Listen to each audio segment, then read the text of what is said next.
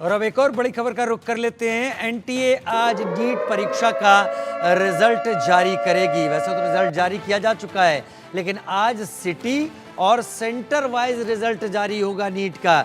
यानी किस सेंटर से कितने लोग पास हुए हैं, किस शहर से कितने लोग पास हुए हैं, दोपहर 12 बजे तक वेबसाइट पर अपलोड हो जाएगा।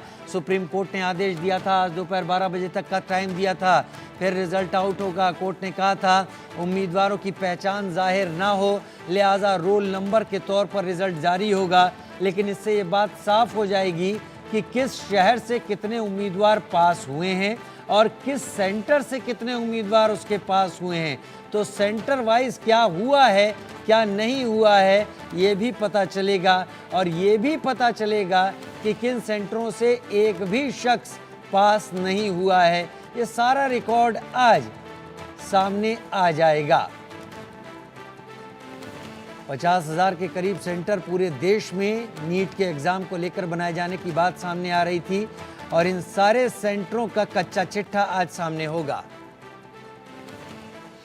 रितेश मिश्रा पटना से हमारे साथ इस वक्त जुड़ गए हैं। रितेश, आप इस मामले को तब से देख रहे हैं जब से ईओयू इसकी जांच कर रही थी। आज सुप्रीम कोर्ट के एक आदेश के बाद एक बड़ा अपडेट ये आएगा कि ये पता चलेगा कि किस शहर से कितने लोग पास हुए हैं और शहर में किस सेंटर से कितने लोग पास हुए हैं। एक बड़ा फर्क इससे निकल के सामने आएगा। बिल्कुल, बहुत बड़ा फैसला है माननीय सर्वोच्च न्यायालय का। और देखिए कि आपने सही कहा कि सेंटर वाइज और सिटी वाइज ये सारे जो रिजल्ट है उससे घोषित करने का निर्देश है, और आज 12 बजे दोपहर तक के सारे जो रिजल्ट्स हैं वो प्रकाशित हो जाने चाहिए। और एक और सख्त निर्देश है एनटीए को सुप्रीम कोर्ट की तरफ से कि किसी भी अभ्यर्थी परीक्षार्थी की पहचान जो है वो सार्वजनिक ना की जाए। तो कोर्ट का बहुत बड़ा फैसला है, क्योंकि सोमवार को इस पर फिर से हियरिंग होने वाली है, और ये जो हियरिंग है वो काफी महत्वपूर्ण मानी जा रही है। उसके पहले जो ये फैसला है ये कोर्ट के समझिए कि प्रोसीडिंग से ही इसे जोड़कर देखा जाना चाहिए।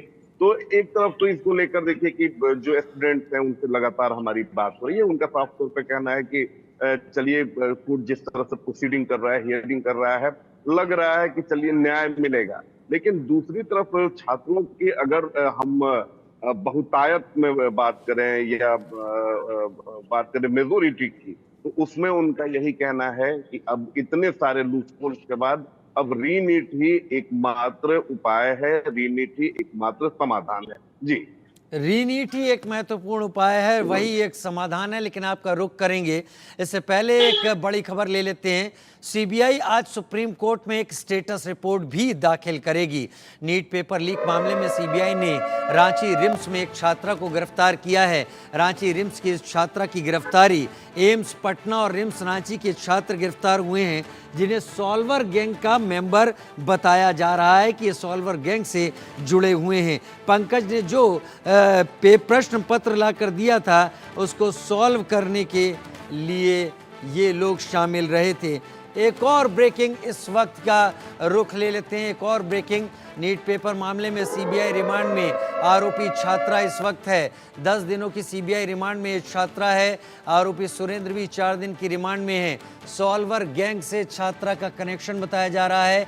मेडिकल के 5 छात्र अब तक पकड़े गए हैं। यादवेंदु समेत 13 आरोपी फिलहाल जेल में इस वक्त हैं। रितेश मेरे साथ लगातार जुड़े हुए हैं। रितेश, पता नहीं क्यों ये जो सिरे हैं सारे के सारे, गोधरा तक, जलाराम सेंटर तक तो जांच की आंच गई थी, लेकिन उसके बाद गुजरात में ज्यादा नहीं बढ़ी। ये सारी जांच की आंच केंद्रित हो गई है झारखंड और बिहार की तरफ। अब रिम्स की छात्रा, पटना एम्स के मेडिकल के छात्र, इनके अरेस्ट होने के बाद उन दावों को तो अब सिरे से नकारा जा सकता है जो शुरू में किए जा रहे थे एनटी की तरफ से कि इसमें कुछ बड़ा रोल किसी का नहीं है। इतने सारे लोग गिरफ्तार हो गए हैं, अब सुप्रीम कोर्ट के सामने और क्या रखने को बचता है इस पूरे मामले के पीछे? बिल्कुल। अब देखिए साफ तौर पर एक जो कहावत होती है चरितार्थ हो जाती है एनटीए पर कि एक तो चोरी ऊपर से सीना चोरी। जब इतने सारे सबूत, और देखिए कि इंडिया न्यूज वो पहला चैनल देश का जिसने सबसे पहले हमने सबूतों के साथ ये दावा पुख्ता किया कि नहीं, भले ही एनटीए ये कह रहा है कि हम परीक्षा जो है वो लीक नहीं हुई है, लेकिन हमने इतने सारे सबूत दिखाए कि बाद में वही सारी चीजें वो देखिए कि सामने आने लगी। हमने ही सबसे पहले बताया था कि एम्स के छात्रों की संलिप्तता निकल कर सामने आ रही है।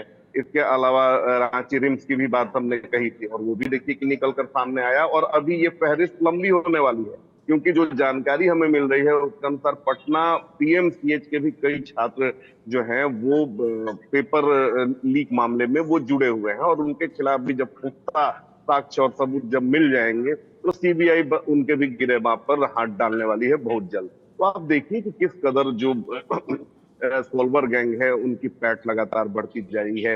ये सारे मेरिटोरियस स्टूडेंट्स थे, एम्स में एडमिशन मिलना काफी मुश्किल होता है।